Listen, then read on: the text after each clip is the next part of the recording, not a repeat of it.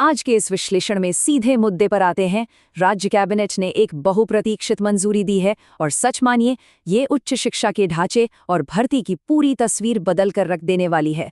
इसका सीधा असर हजारों युवाओं के भविष्य पर पड़ने वाला है। तो बिना किसी देरी के चलिए समझते हैं कि ये पूरी प्रक्रिया आखिर कैसे काम करने वाली है। अब इस बड़े फैसले का असली पैमाना क्या है? सिर्फ ऊपरी घोषणाओं तक सीमित रहना काफी नहीं है। सटीक आंकड़ों की जांच करना, इसके पीछे मौजूद वित्तीय समर्थन को समझना और सबसे अहम बात, ये बिल्कुल स्पष्ट करना बेहद जरूरी है कि इस व्यापक पहल से वास्तव में किसे सीधा लाभ होने वाला है। आइए इन सभी पहलुओं को एक एक करके डीकोड करते हैं। इस पूरी चर्चा की शुरुआत होती है सीधे कैबिनेट की मंजूरी से, जो उच्च शिक्षा के लिए एक बहुत बड़ा और नया कदम है।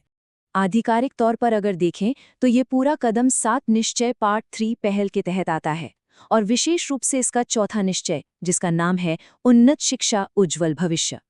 इस योजना का मुख्य लक्ष्य उन इलाकों और प्रखंडों में नए डिग्री कॉलेज स्थापित करना है जो अब तक उच्च शिक्षा की उचित सुविधाओं से वंचित रहे हैं।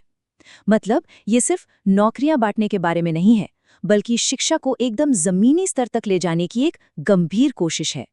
सरकारी योजनाओं में किस तरह से समय के साथ सुधार होता है, ये देखना हमेशा दिलचस्प रहता है। शुरुआती दौर में बिना डिग्री कॉलेज वाले 211 प्रखंडों का प्रस्ताव रखा गया था, लेकिन जमीनी हकीकत को परखने और गहन जांच पड़ताल के बाद इस लक्ष्य को थोड़ा संशोधित किया गया। अब 208 विशिष्ट प्रखंडों की एक अंतिम सूची तैयार की गई है, जहां ये नए महाविद्यालय स्थापित होने जा रहे हैं। तो जगहें तो तय हो गई।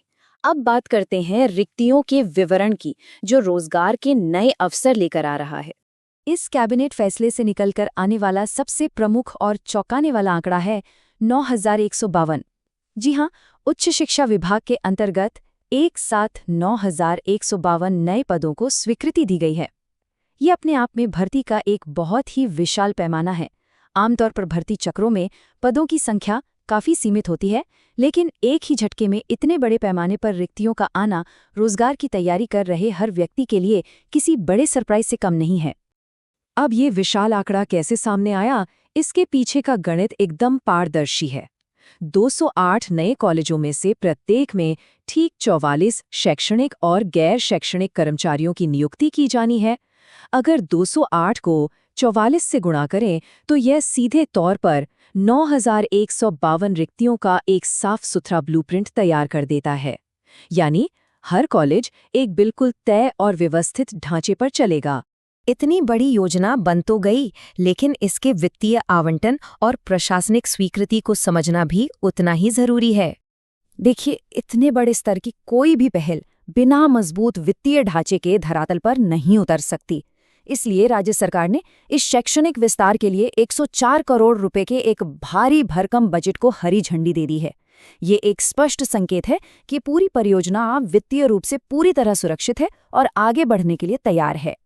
अगर इस बजट को थोड़ा माइक्रो लेवल पर देखें तो यह प्रति महाविद्यालय 50 लाख रुपए के आवंटन में तब्दील हो जाता है। यह राशि परिसरों के आवश्यक जीर्णोद्धार और पठन पाठन शुरू करने के जो नियमित संचालन खर्च होते हैं, उनके लिए निर्धारित की गई है। सरल शब्दों में कहें तो आधारभूत संरचना को मजबूत करने की पूरी पुख्ता तैयारी कर ली गई है। वित्तीय बातों से आगे बढ़ते हुए अब नजर डालते हैं पीजी उम्मीदवारों पर पड़ने वाले इसके सीधे प्रभाव पर। ये जो विस्तार हो रहा है, ये कई वर्गों को सीधे तौर पर प्रभावित करने वाला है। इसमें वे लोग तो शामिल हैं ही जिन्होंने अपनी पीजी की डिग्री सफलतापूर्वक पूरी कर ली है, साथ ही वे भी हैं जो वर्तमान में अपनी पीजी परीक्षाओं के अंतिम वर्ष में बैठे हैं। इसके अलावा आगामी बिहार पात्रता परीक्षा यानी बीईटी की तैयारी कर रहे उम्मीदवार और हाल ही में जारी जून नेट अधिसूचनाओं पर नजर रखने वाले अभ्यर्थी, ये सभी इस शानदार अवसर की कतार में मजबूती से खड़े हैं। खैर, इन सब के बीच एक और बेहद जरूरी मुद्दा है जिस पर लगातार चर्चा हो रही है। रिपोर्टिंग स्रोतों से, जैसे कि एग्जाम टूर चैनल से जो जानकारी मिली है, उसके अनुसार एक बहुत बड़ी चिंता उन उम्मीदवारों की पात्रता को लेकर है जिनके ग्रेजुएशन और पीजी के विषय आपस में मेल नहीं खाते।